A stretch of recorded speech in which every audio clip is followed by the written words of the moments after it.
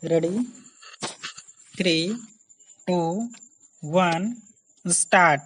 The three new criminal laws have come into force in the country amidst widespread fears that the policing and judicial systems are not yet ready for their introduction.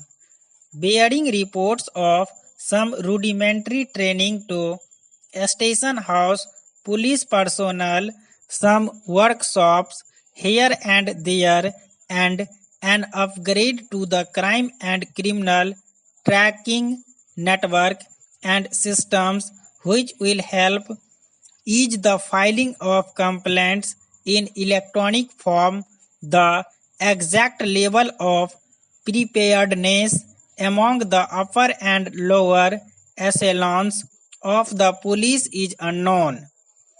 Earlier, the government had appointed July 1 as the day on which the three laws, the Bharatiya Nyaya Sanhita in place of the Indian Penal Code, the Bharatiya Nagrik Suraksha Sanhita to supersede the Code of Criminal Procedure, and the Bharatiya Sakshya Adhiniyam, which has replaced the Indian Evidence Act, will come into force.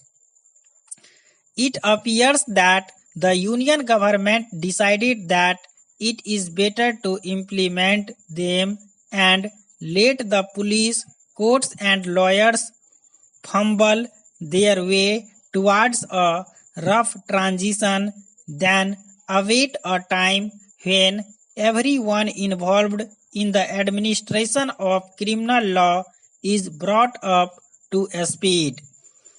How much the initial period of possible confusion will last is anybody's guess. There is little doubt that more time ought to have been given to the police and legal fraternity to prepare themselves before the codes were brought into force.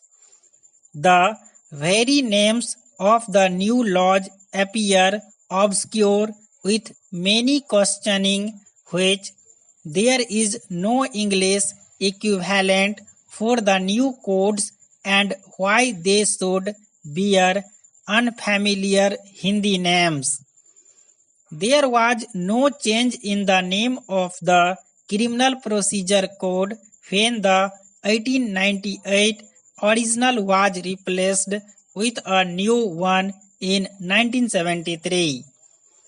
There is also a persistent feeling that the laws were not fully debated in the legislature, even though a standing committee of parliament went into the draft and recommended some changes or widely discussed with civil society.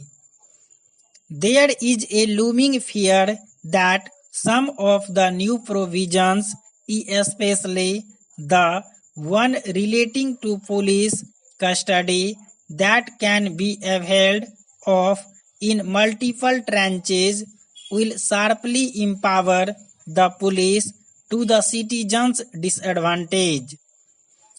The inclusion of terrorism as an offense in ordinary penal law, in addition to the present special anti-terrorism law, is bound to cause confusion.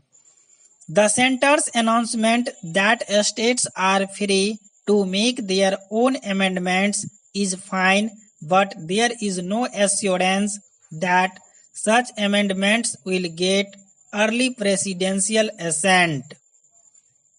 Some procedural reforms, such as registering FIRs regardless of jurisdiction and introduction of videography of searches and seizures, are welcome initiatives, but there is a palpable sense of uncertainty over the overall impact of these new laws.